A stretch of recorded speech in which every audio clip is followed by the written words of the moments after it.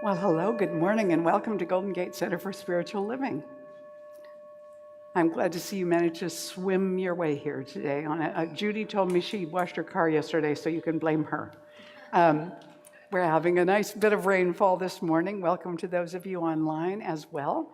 I'm Reverend Mary Murray Shelton. I'm the community spiritual leader here at Golden Gate, and I am happy to welcome you to a community that values community and spiritual growth and integrity and love.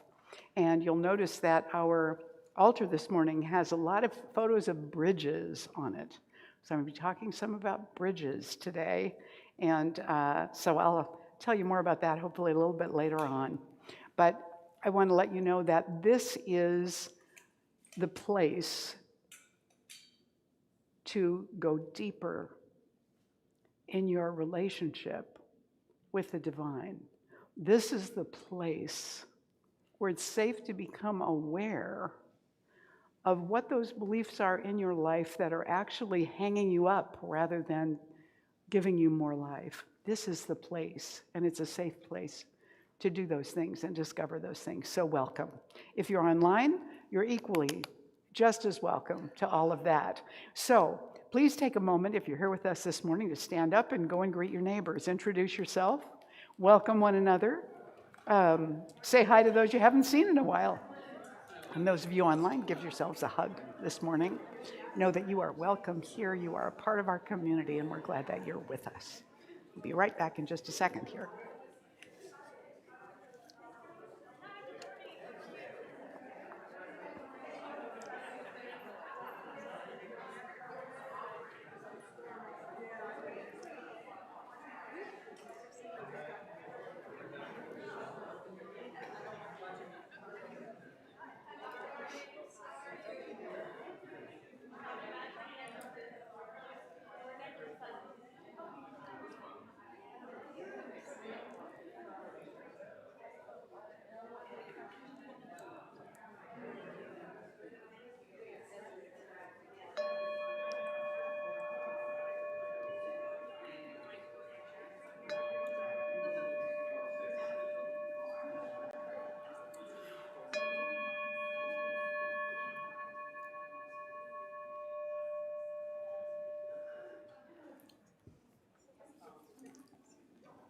All right, our musicians this morning that you're going to hear in just a moment are Lori Jones and Eric Montgomery, and we have had them actually physically here when we were back at the Masonic. They were physically with us once.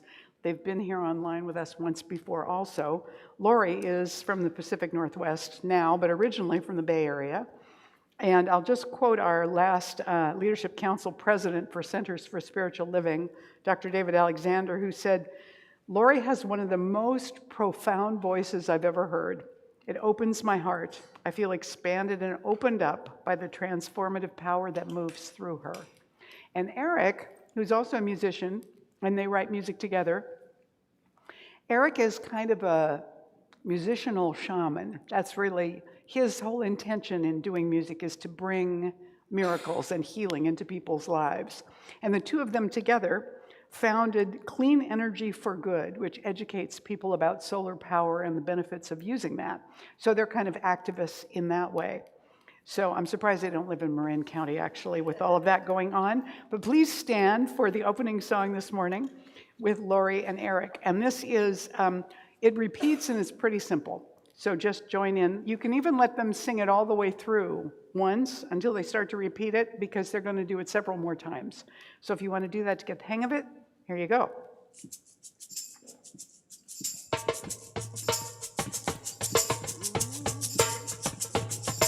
I step out and I step into, I step out and I step into, I step out and I step into all that I am. I step out and I step into, I step out and I step into, I step out and I step into all that I'm meant to be. Today is the day I step out in faith. I know now what is mine to do. In the freedom of choice, I step out and raise my voice. All in the power of truth. Yeah, I step out and I step into. I step out and I step into. I step out and I step into all that I am. I step out and I step into. I step out and I step into. I step out and I step into all that I'm meant to be. Today is the day I step out in faith. I know now what is mine to do. In the freedom of choice, I step out and raise my voice. All in the power of truth, yeah. I step out and I step into. I step out and I step into. I step out and I step into all that I am. I step out and I step into. I step out and I step into. I step out and I step into all that I'm meant to be. The light that is guiding me. The love that sets me free. There we go. All right. You may be seated, and please go ahead and silence your cell phones so we don't have any interruptions as we prepare to turn within. This is the time now that we have expressed our voices together, more or less. Now we're going to express our inner voices and our inner listening as we go within. And our prayer practitioner, the Reverend Judith Fleener, is going to do the morning opening for us.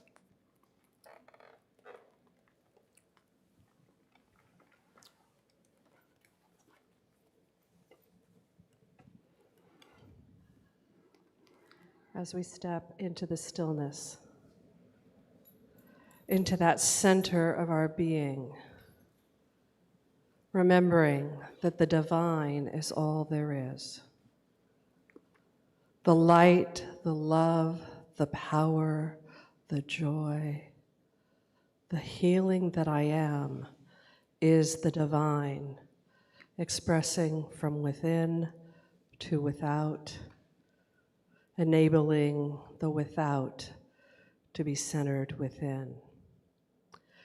It is from this place of unity and oneness and recognition of the wholeness and the beauty of life that I claim for this time together a healing of the heart for whatever each individual needs, allowing for that health, that joy, that vitality that is internally each and every person's being to resume to its natural state.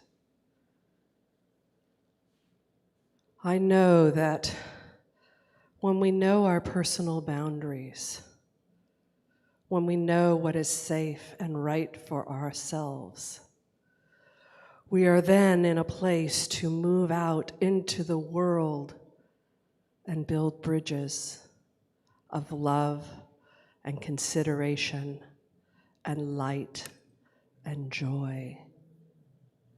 And so I claim for this time together that the inspiration that needs to pierce each soul comes in the unique way that is meant especially for them. Through the smile of a person in the room,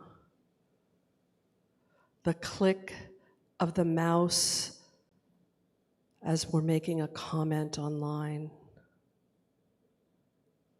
the love that is shown through music and laughter and joy, and the words that come from our beloved Reverend Mary. I am grateful for all the individuals that come together to make this Sunday perfect for the healing and the revealing for each and every individual online and in this room and in the bridges we meet where we go out into the world and touch one another. And so from this place, I just call this time together good. And I am grateful that this time together inspires, delights, and brings joy. And so it is. And so it is. Amen.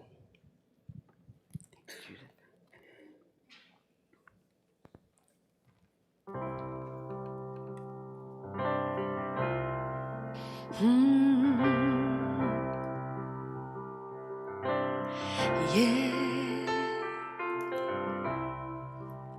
Walk your life,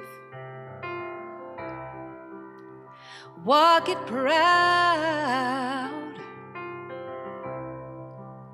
sing your song, sing it out, hear the music deep inside, play it in your soul. Just listen to the melody. It knows the way to go. Cry those tears, pour them out, face the fears, quiet them down. It might not be the way you planned, or what you think looks right.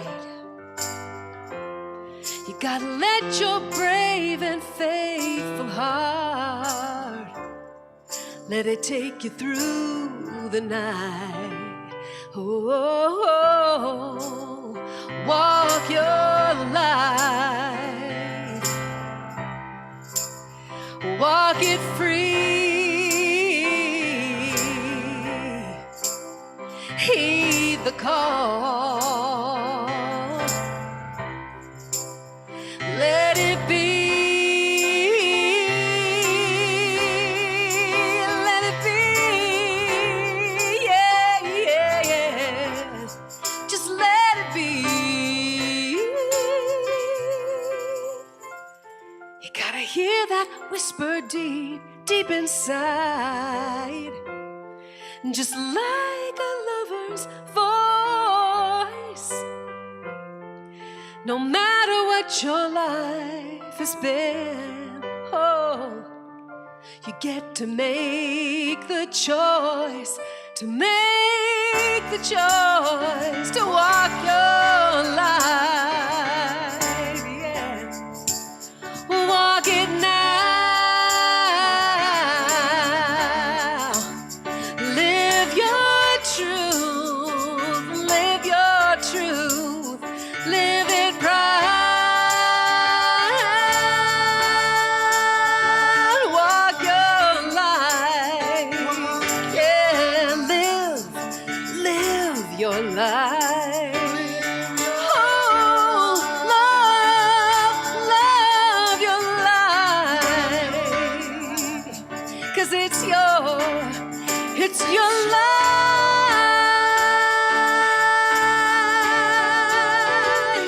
your life, yeah, your beautiful, beautiful, beautiful life. So walk it free, walk it proud, yeah, walk it free, yeah.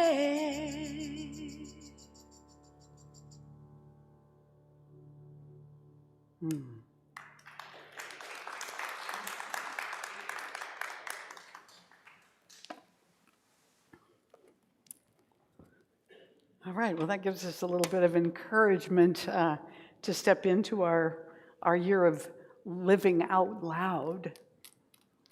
It's really hard to be under wraps when you're living out loud.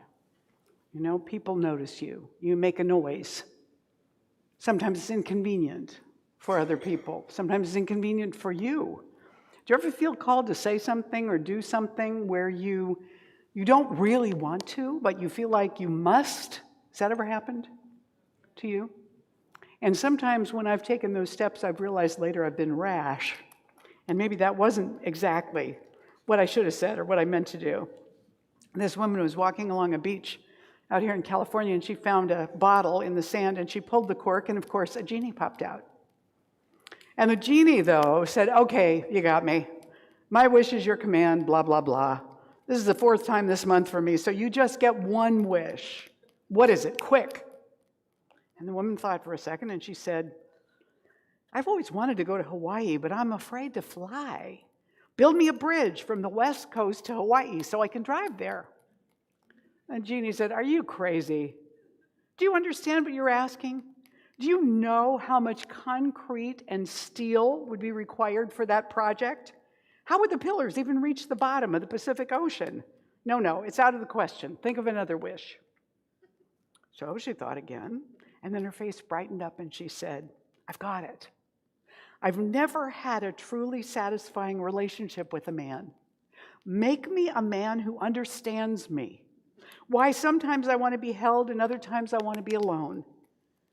Make me a man who is caring, intelligent, witty, attractive, prosperous, handy around the house, and most of all, sensitive. I want a guy who loves opera, Christmas, long walks, and has no interest in football. And the genie pondered this deeply, and then he said, do you want 2 lanes or 4 on your bridge? Sometimes we say something out of an abundance of impatience or arrogance or feeling like we just have to say it, God bless you. And then we discover, oops, maybe that wasn't the thing to say at that moment. So what we're talking about today and this whole month is letting the real me shine. Now, when you let the real me out, there are moments when the real me's judgment is not as good as you might have hoped. So sometimes the real me is not just the ideal, the highest and best. It's also the, with all the quirks and warts and whatever else, that's part of the real me as I show up in my human life. Does this make sense? Yes? So the real me is the whole thing. Like this little person is not worried at all about if their shirt matches their booties. There's no concern about any of that. They could look as screwy as possible. They're not worried about it. They're letting the whole thing be just fine, just as it is. So today, we've got this odd concept to explore, which is that boundaries can build bridges. Now, we know about bridges and we know about boundaries, but to put the two of them together like they actually can work together when they sound like opposites, that's a bit of a trick. So I have to tell you a little bit about this concept of boundaries and bridges interacting with each other. Bridges create opportunity where there wasn't something before, or they save us time. They become more convenient. Whereas boundaries communicate something about who we are, our own personal boundaries, communicate something about who we are to the people around us. They understand us better as they know us more. They know what we like, what we don't like, what flies with us, what doesn't, all that sort of thing, whether they agree with us or not. So in a way, those boundaries allow them to actually know us more deeply and create a connection between us. You with me here now? Okay, so in speaking about the bridge itself is an invitation. It creates a connection, where that opportunity for connection didn't exist before, or not in the same way, not as directly. So it becomes a creation of connection. It also invites us. There's something about a bridge that actually sort of invites us to cross it and see what's on the other side. It invites exploration. It's a welcoming kind of expression. So Karen and Randy's altar this morning has a couple of bridges from Ferndale up in Humboldt County, which is where they used to live, which has been there, I guess, for a really long time, floods notwithstanding. It's still there. And then the other, of course, is the Golden Gate Bridge. There was a time when there was no Golden Gate Bridge. You couldn't get easily from the Marin Headlands over to San Francisco. It would take a long way to go all the way around. So something was created there. And it took time and effort to build that bridge across. And I always think about, job security that I had heard when I first moved to California, that the guys who paint the Golden Gate Bridge, they have a forever job because it takes a full year to paint the whole thing. Then it's time to start over again.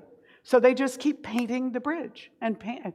You know, it must be interesting in every different kind of weather with all the different kinds of people coming and going, you know, below, to have a job like that that seemingly is endlessly dull because it's always the same thing, and yet everything around them is in constant change.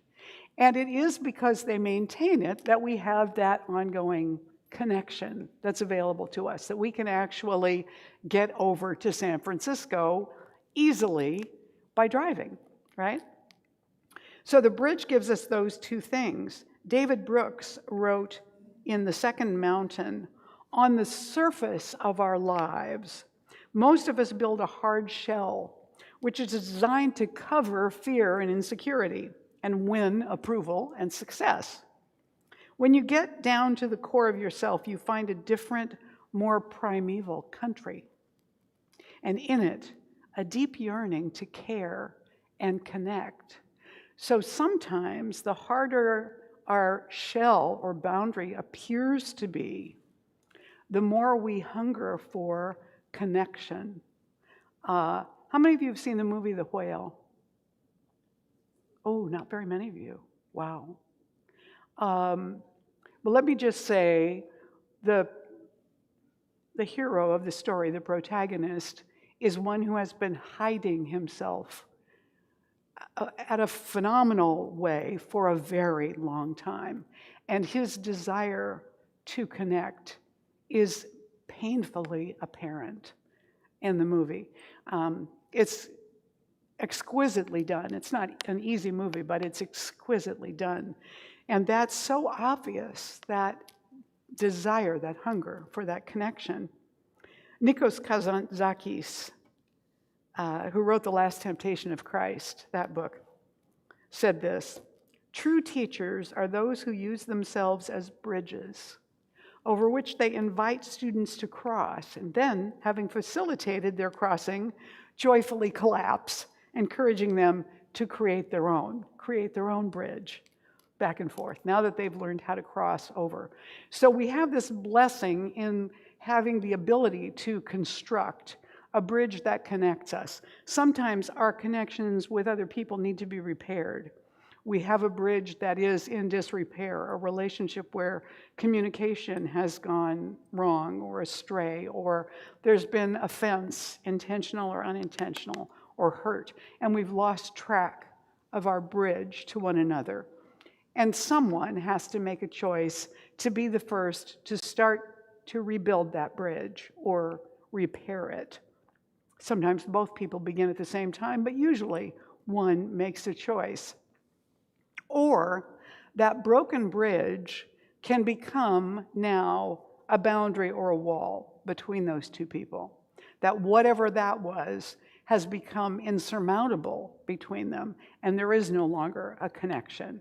It's been severed. There's actually a television show now, I haven't watched it all, called Severance, in which the idea of the story is that when people, that something in people's brains has been severed in such a way that when they come to work and they go into work, they don't remember anything of their life at home. And maybe vice versa, I don't know, because I haven't watched it, but it seems like a weird, dangerous concept, that severance idea. So let's take a look at boundaries. So with a boundary, you got something really interesting. A boundary is an edge. It's like a hard edge. It shows you that someone has taken responsibility or ownership for this piece of land, that this boundary indicates the edge where their rights and their privileges and their responsibilities begin. So it gives us information about, where that change happens. And also, it speaks of protection. So during the Middle Ages, cathedrals and churches were sanctuaries in the sense, too, that if you were being pursued, if someone wanted revenge, if they wanted to capture you, if you were in the midst of a war and you were a soldier, If you went into a church or a cathedral, you were safe, that no one would come after you inside the church or cathedral. It was a protected space. It was purposeful and protected.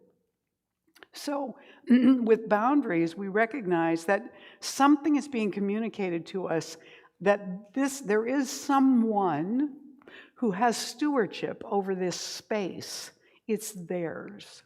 That is protected space. Sometimes when we go in, we feel more protected. If a community is gated or something and we're in a difficult area, that might feel safer to us. So a space that has a boundary has a protection to it. That's why little kids push us.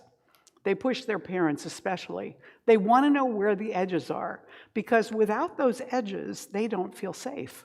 They need to know what are the boundaries. What will stop me from getting hurt? Will my parent pay enough attention to me to make sure that I'm fed and clothed and I don't do something that's going to hurt me? They don't cognitively know those things, but always children search for the edges. Where are the edges? Because once they know where those are, inside of those, they're safe. And so we personally also, all of us have individual boundaries. One obvious one is like our sense of personal space. You know when you feel too far away from somebody, but you also know when somebody feels too close. And not everybody has the same sense of how much personal space they need as everybody else. So you may notice if you're talking to somebody and they keep backing up, it may just be that you're inside their personal space and it doesn't feel good. They need a little bit more breathing room. It's not a rejection, it's a recognition of, now I'm distracted, I can't listen to you because I feel a little invaded, yeah? And we know that when somebody does that to us and we're feeling kept at bay, it feels weird, like we would like to be a little closer to have this conversation, or maybe just to hear them, I don't know. But they're not comfortable with that, and we have to become aware of that for somebody else if it's obvious they're a little standoffish. Does that make sense? Yeah, you know what that feels like, right? Yeah. So that personal boundary actually helps us feel safe and safer. We have boundaries about what behavior is okay with us, what values it is not okay with us to have breached. And so those boundaries also communicate about us to other people. So our boundaries have the opportunity to give somebody fair warning. I can remember once that Amanda and I, it was my fault, of course. Amanda and I were late. I don't mean, of course, because she would say so, but because it had to do with time. We were late. And we had a friend in Southern California who just did not hold with that at all. We were like 15 minutes late to meet her for something. And she said, I just need to tell you, it's very important to me that my time is respected. So I don't keep friends who come late to things. I don't believe we've ever been late for anything with her again. Not because my tendency to be late has changed, but because I know that if I'm going to respect that friendship, that's something that is not okay with her. When people are late for me, I'm generally fine with it. So, I project that onto other people. That's not necessarily okay everywhere out there in the world. So we learn how to love one another better sometimes because boundaries are there and because they're communicated. And then we take that into consideration when we're interacting with that person. It may not matter to us, but we care about them, and so we honor that boundary in relationship with that person. Our founder, Ernest Holmes, wrote in his book, Creative Mind, we're not limited by actual boundaries, but by false ideas about life, and by a failure to recognize that we are dealing with the infinite. We're dealing with the infinite. And so I'm just thinking about all the false ideas we can come up with in our lives about our own limitations. I'm in a bad mood. Okay, so maybe I don't feel good today. I don't feel happy. I have a lot of complaints. Things are not going well. I don't like how I feel, and I don't like you. And I don't like me more because I'm treating you like I don't like you, even though I know that I do, but some part of me just wants to squish your face right now. That kind of thing. And what we fail to recognize in that place, because it's so easy to think that's all of me. All of me feels this way, and all of this is my truth in this moment. And don't anybody try and contradict it. God forbid you should do that. But what's really true is there's always some part of me that is in neutral. There's always some part in us that is separate from that mood or that attitude or that upset or that memory.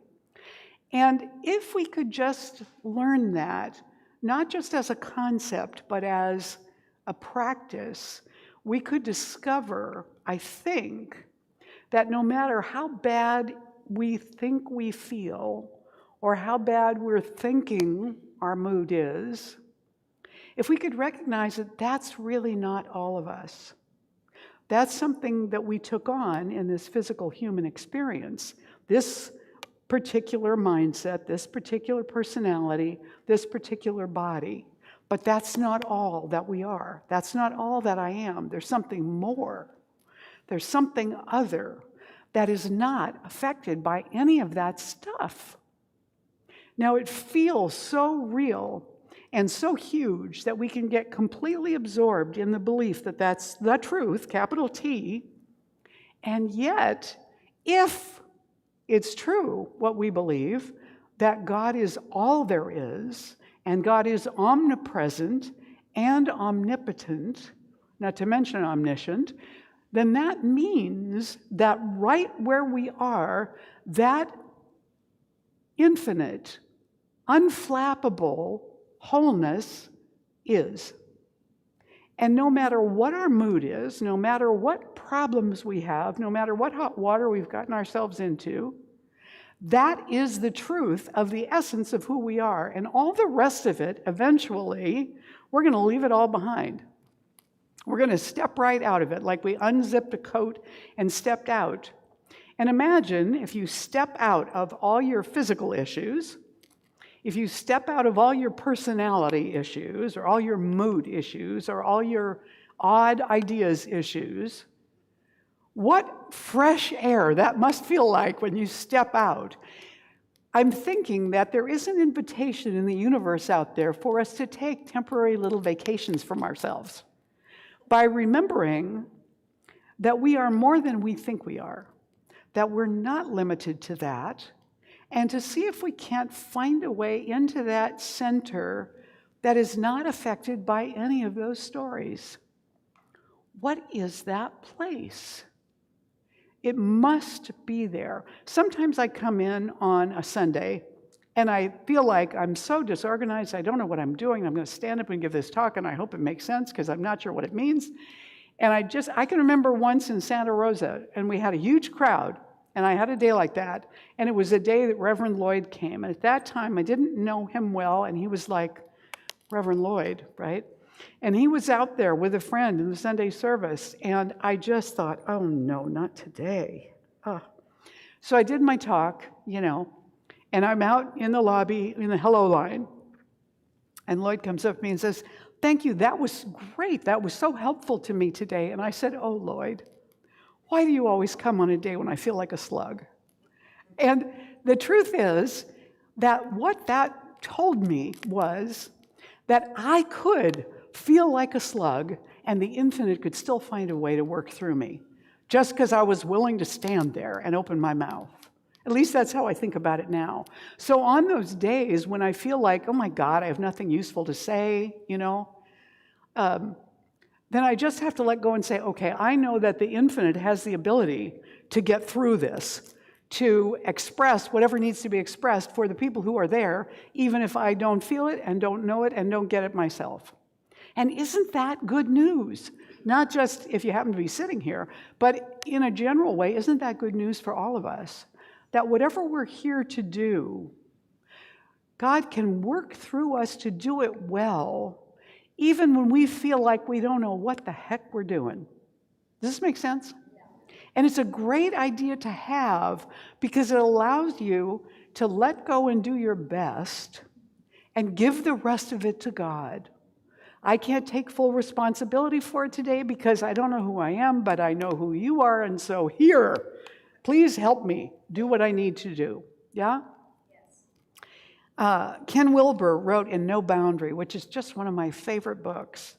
He says, every decision we make, every action, our every word is based on the construction, conscious or unconscious, of boundaries. To make a decision means to draw a boundary line between what to choose and what not to choose. And David Allender, in Leading with a Limp, that's the book, Leading with a Limp, says, every choice to do what you know you were meant to do and to forsake the good things for the great things will inevitably lead to new needs that present themselves as necessities. To reduce chaos and complexity in our lives, we must build in margins and set boundaries. So we have a recognition that we can't do everything, even everything that we like, everything that we want to do. We have to make choices. I can remember Paulette's son saying once that unless you are having to say no sometimes, even to things you would like to do, you're not taking big enough risks. You're not making big enough choices. Because they should be so big that sometimes even something that's good needs to be set down for that which is more. And I had to really think about that. So I want to talk then about the liminal space that is between two spaces. Like there's no hard boundary, there's no obvious bridge, and yet somehow we feel the thin places, as they would say in Ireland, where there is some transitional space that happens that does not feel like where we have been, and it doesn't feel like where we're going. It's some mystery place in between. So we know that the bridge connects places that we can't reach without the bridge. And we know that the boundary reveals that purposeful, protected space. It gives us that opportunity. The threshold marks the edge of the mystery. So the threshold is both at the same time.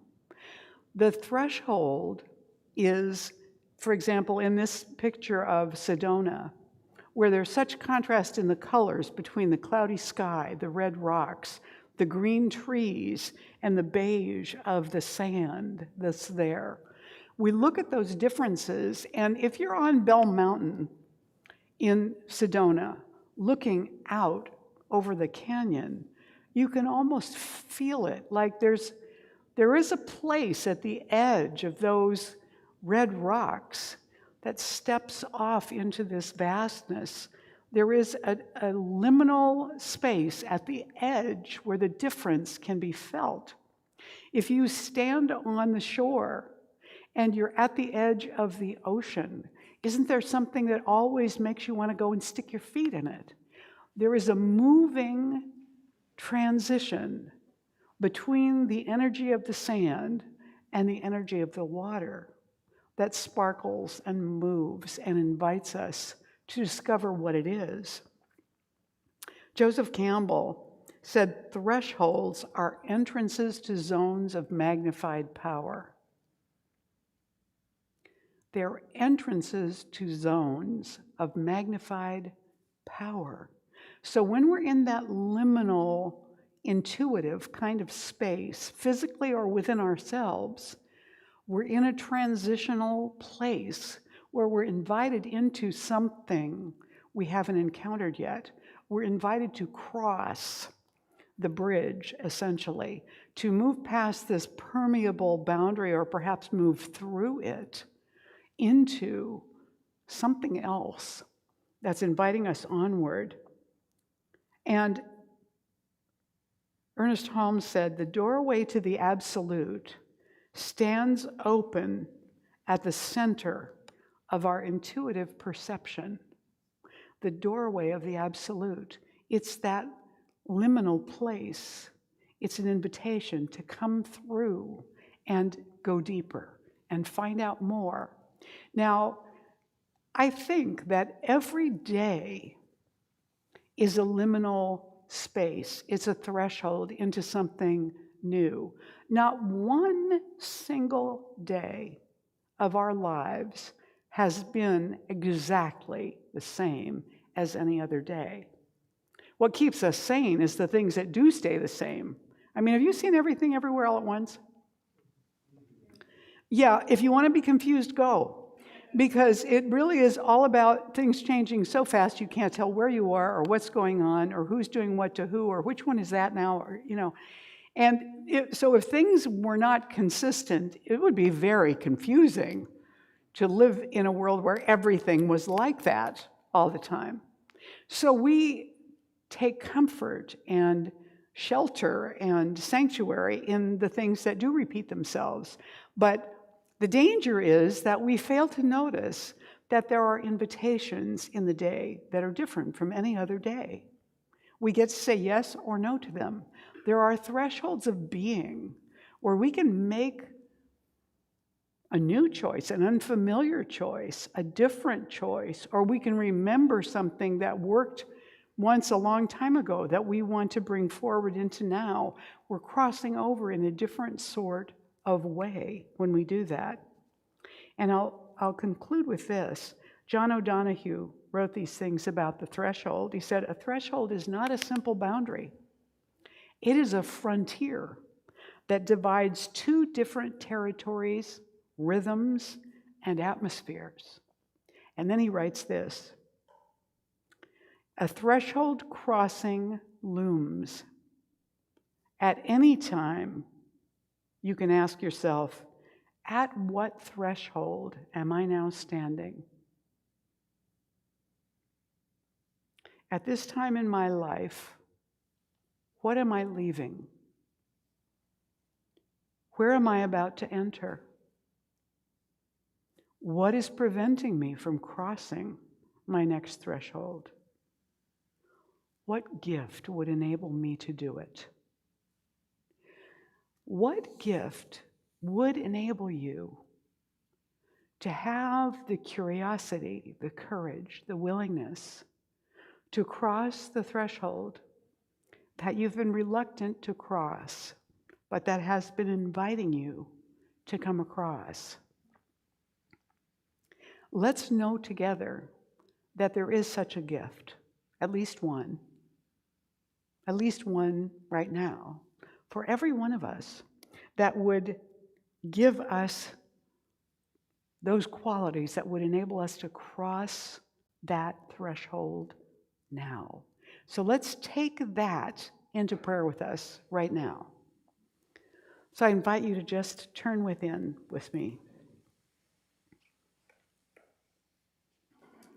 As we stand in this in-between liminal space that is filled with the mystery of divine presence, I know I'm made from that mystery, from that divine presence. And there is far more of it to be discovered than I have ever known up until this moment. I know for each one of us that this is the truth.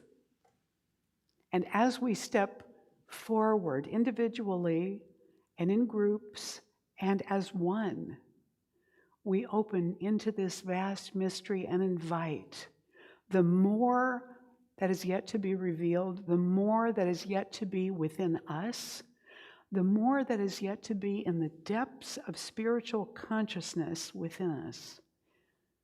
We invite the gifts that will empower us to take that step. Whatever those gifts are for us individually, whether we know their names or not, I know that they're already present in us, and those seeds have germinated. Those shoots are becoming stronger. They're becoming taller and more mature. They're moving in the direction to produce more flowers, more fruits, more leaves, more stability, more gifts to give forth in the world. So I know in this moment I claim for each one of us the memory to remember to do this, the curiosity to consider and explore it, and the courage to ask for all that we need to go forward and take that step, and the ability and willingness to find ourselves simply doing it. I'm so grateful to know that this capacity exists with us and within us at every moment, all the time. It is all around us, through everything, through everyone, through everything we touch or come into contact with. This invitation exists, and we take it up and accept it today, allowing ourselves to step across into that transformation. And so with gratitude for this knowing and this law, I let this word go into the law that does all the work and always says yes. I let it go with gratitude and peace and celebration. Join me now as we say, and so it is. Please stand and join me for this morning's affirmation.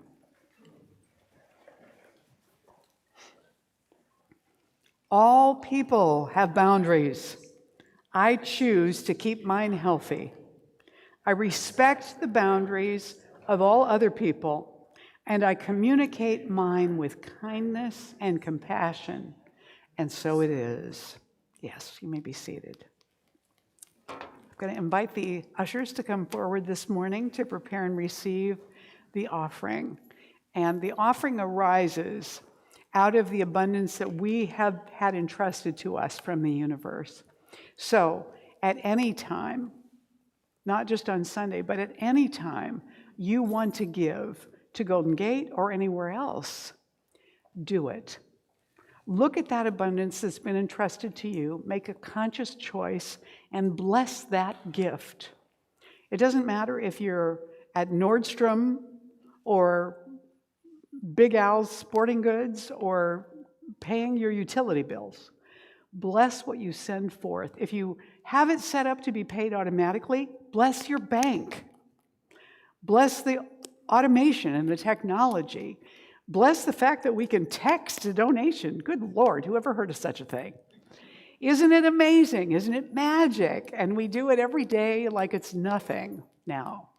So feel free to donate in any way that is available to you right now. We can't do it psychically yet, but we're working on that. So you can do it from the website, you can give it physically, you can text it if you want to. And for everything that you have given this week, we say this blessing together for the gifts we're giving now and for the gifts that we have given and are giving. You know, your presence in the room is a gift that you're giving also. So let's bless all of it now. If you're giving something physical, hold it over your heart. Or if you're giving it with a loved one, hold it in your hands together as we say this, and you at home too. This gift I give is God in action. I now send it forth to bless and to prosper. I know that everywhere it goes, it is creating a world living in love, one heart and one thought at a time. And so it is.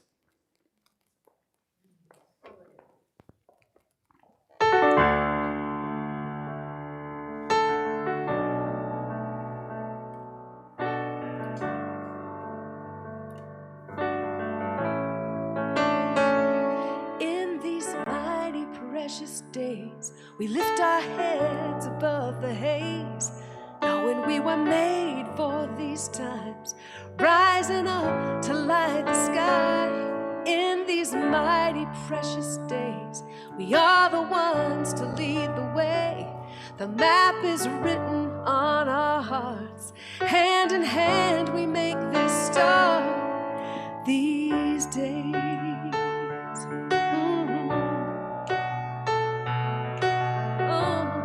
These days. In these mighty precious days, we see ourselves in every face, and with compassion as our guide, one humanity on high. In these mighty precious days, we speak up, we're not afraid, learning how to use our voice, 'cause holding back is not a choice. We are the bridge across these false divides, reaching through the illusion to where we're all the same inside. In these mighty precious days, we lift our heads above the haze, knowing we were made for these times, rising up to light the sky. In these mighty precious days, we are the ones to lead the way. The map is written on our hearts. Hand in hand we make this start. In these mighty precious days, we see ourselves in every face, with compassion as our guide, one humanity on high. These days, oh, these mighty, mighty precious days, we are the ones, we are the ones. Hand in hand we'll lead the way. Oh, these days. We were made for these days. Yes, we were. Oh, these days.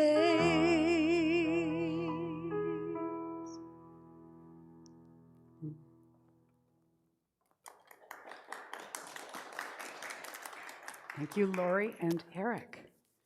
And so we do, all of us present here today together, accept this offering on behalf of Golden Gate. And we send it into the world for people to be empowered to live out loud, to let their bridges and their boundaries take them across that liminal space into a deeper sense of wholeness and well-being. And so it is.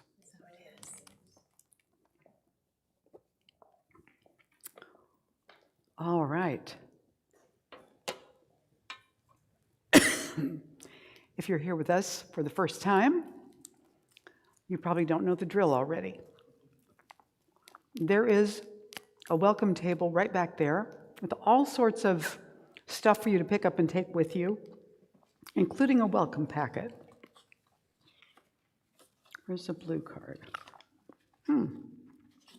Well, I didn't put it over here. There is a blue card. Here it is. Thanks, Amanda. It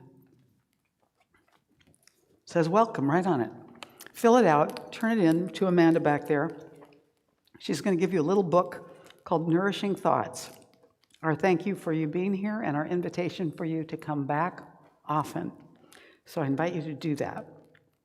Also, I want to acknowledge everybody who participated in creating this morning for us.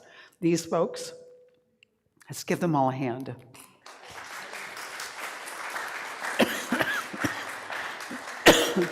Oh, he's doing so well.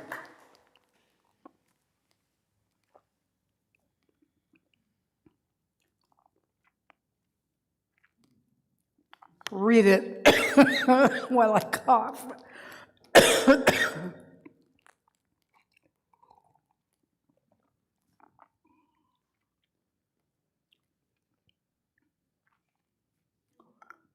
Pizza time for the gents this Saturday.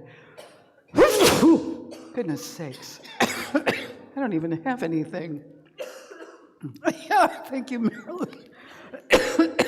She joined me. Everybody cough with me for a second. Good, great, thank you, well done. Okay, this Saturday, Steve Einhaus is hosting a pizza gathering for the gents in the congregation at his place. Call him if you have any questions. I think the info's in your bulletin too. Next Sunday, annual membership meeting right here. We will have a nosh after service for everybody who's staying. Everyone's welcome. There are some things to vote on where we do an election. We also have some new bylaws. So I want you to look at all those things that you members received in your email. I know it's a lot to read the bylaws, yawn, but it's helpful because if you have questions about the governance, then you'll be able to ask about those bylaws right then, and we can figure it out. Cough again.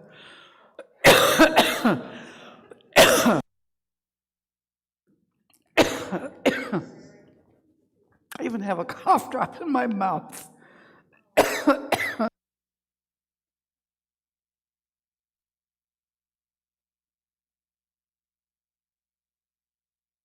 not like announcements. This is always when it happens, right? Yeah.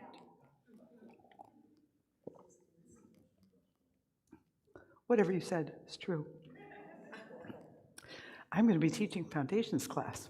I'm going to be teaching it online beginning the Tuesday after Easter, the 11th. It's a 10 Tuesdays from 6 to 9 on Zoom.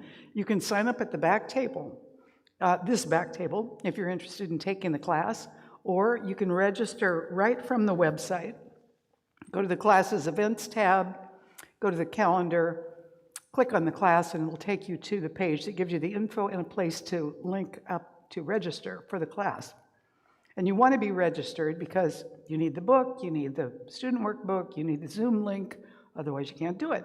So sign up. I'd love to see you there. There's also a Saturday workshop that's part of that, and there is a pre-class reading to do from the textbook, The Science of Mind. So sign up right away so you have time for that.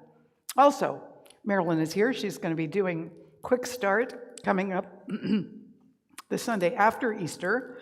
And we want to invite anybody who would like a refresher on Science of Mind to join with her. Or if you're new and you want to know what the heck is going on, this is a good place to do it. You can talk to Marilyn this morning if you have questions, too. Barbara Cox, come on up here, and I are going to be leading our first Legacy Circle workshop coming up on April 23rd. It's going to be here. We will have a little food. And it's from 12 to 2. Take that microphone, Barbara. You got a flyer this morning. We're very excited to be launching this program coming up. And we will have a number of activities over the next couple of months. The first will be conscious aging, the perspective from the second half of life. And we're going to begin by looking at our spiritual legacy. We're going to look at the important things that have happened in our lives that have brought us to this place in time. And then we're going to look at our hopes and desires going forward for what we still have the energy to do in our lives. And then we're going to look beyond. We'll take a look at what we would love our thumbprint to be in this life after we are no longer here. So we hope this piques your interest. We hope you will join us. I'm available for questions, that we have a sign up in the back. Thank you. Yes, there are a sign-up sheet in the back. There are sign-ups for all these things, for Quick Start, for Foundations, for this workshop, the Conscious Aging Workshop. And Barbara and I are looking forward to doing that. It's going to be fun. So come and join us. That was free, so you really have no excuse. Okay, if you want to help with the anniversary prep, send me photos. I thought I found a little treasure trove of photos. Turns out it was some photos, a few, but mostly little notes that were written to Reverend Carol on her 5th anniversary at the church. So it didn't quite yield as much as I was hoping for. But if you've got something tucked away that is from back in time, I would love to see it. I would even take a picture of your picture if you don't want to give it to me. But we would love to have those for our history. So if you know somebody who can't be here and would like to congratulate Golden Gate, give them this link because they can make a little tiny short video and we can show that in appreciation for Golden Gate in our Ruby anniversary. That's coming up. Also, the Friday before that, did you get your invitations in the mail? Aren't they fabulous? So this is your invitation to the concert. You can get tickets for the concert from Paula. Paula Yu is at the back. You can see her in the white vest back there. Paula has tickets to the concert. They're $30 each. It's going to be a concert from 7 to 8:30, no, 7 to 9, something like that, with Gary Lynn Floyd and Karen Drucker. There will be a champagne and dessert reception afterwards. It's at the Four Points Sheraton in San Rafael, and we're looking forward to it. If you're buying 2 tickets, then you get a little bit of a price break. It's $50 for 2, $30 for 1, $50 for 2, and on up like that. If you buy it here, your ticket becomes your ticket. If you buy it online, which you can do through the donate tab on the website, then your confirmation email becomes your ticket, okay? We'll keep a list of names no matter which way we do it, just in case. Also, on the back, you'll see your invitation to Easter. And we're going to have a fabulous time on Easter. Reverend Carol Huntley Sadler, our most recent minister and our minister emeritus, and Reverend Dr. Lloyd George Tupper, who actually founded Golden Gate Center for Spiritual Living. They will both be here. I also understand Reverend Lanny Howard is going to come on Easter, so she'll be here. I think that Reverend Barbara is trying to come, but she will be here for the membership meeting to talk about Ukraine. So it'll be a pretty fun morning, and we're looking forward to it. Please make sure that it's on your list for Easter to be here. Potluck on the patio. So as you envision Easter, envision sun. Envision a comfortable patio out there where we can have time to talk and eat and enjoy. And there are all kinds of sign-up sheets for food on the back table. It is a potluck. And so Paula has a gazillion sign-up sheets on that table back there. Sign-ups for classes and workshops, sign-ups for food for Easter. If there's anything else, sign up for that too. Just want to remind you that Wednesday nights we always have a meditation online at 7:15. And last week, the meditation was supposed to be visioning, but I did a guided meditation instead and did not even realize until I was saying goodbye to everybody after it was over, oh, this was visioning week. So this coming week is supposed to be guided meditation week, but it isn't going to be. It's going to be visioning week. So come at 7:15 and do visioning with us. You will want to bring a pad and pen to have with you and join us online as we do that. Okay, finally, that's the end of the announcements. And so, oh, wait. I want to bring Bruce up because he's got a very special announcement that I didn't do a slide for because I want you to focus on him as he says this, because this is important. Hey, thanks, Mary. Yeah. All right.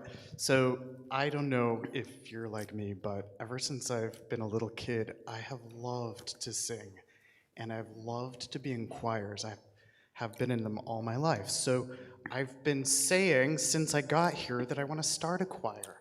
And so I'm inviting you to, whether you think you can sing or not, to come and give it a shot and sing with me.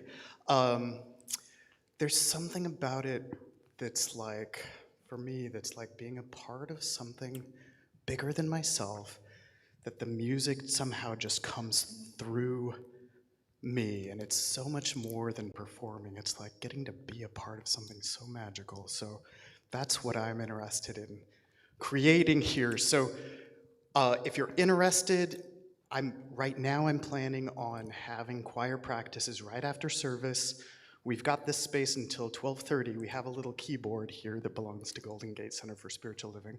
So if you're interested, just let me know, and we'll just sing our hearts out together and have fun. So thank you, yeah.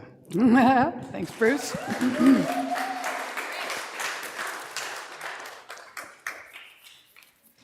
All right. Yes. If you have a prayer request, please avail yourself of the prayer box over there where you can leave a request or request one of the practitioners on duty this morning, bless their hearts. Selma and Dana are there and available to pray with you following the service. So you never have to leave with a heavy heart. You can always get a prayer before you go. Would the practitioners please come and surround the room now? We're going to close off this morning with our prayer, finishing the circle of the morning. So this will be a chamber of prayer. Just allow yourself to be enveloped in the voices as we each quietly pray aloud on our own for the most marvelous week for you. So turning within, once again, I recognize the divine.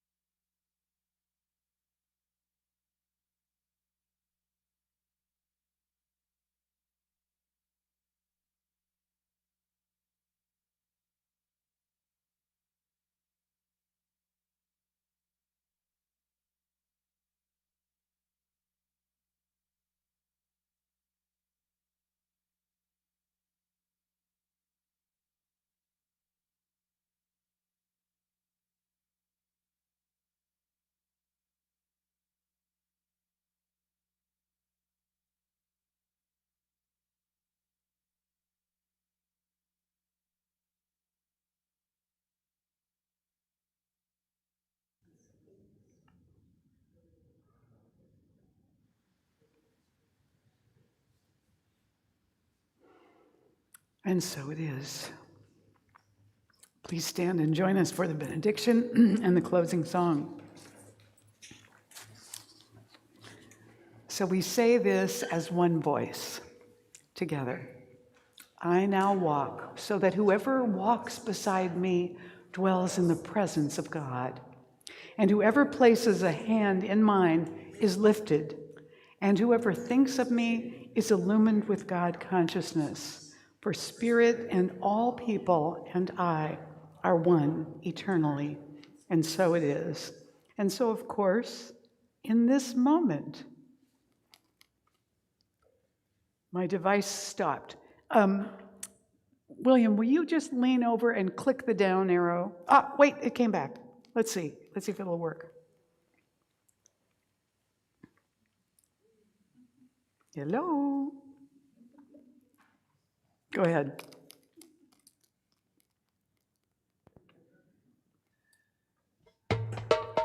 Oh, here it is.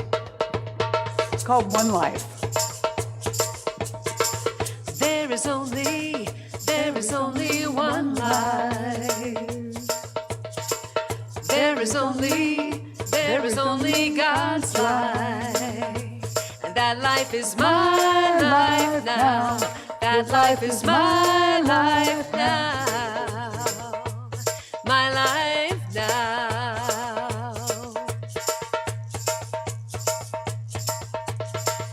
There is only one life. There is only God's life. And that life is your life now. That life is your life now. Your life now.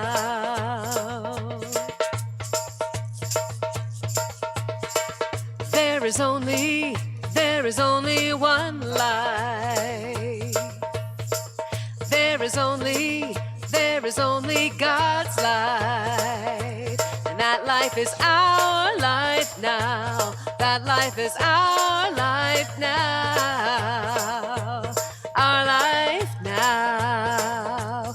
Our life now.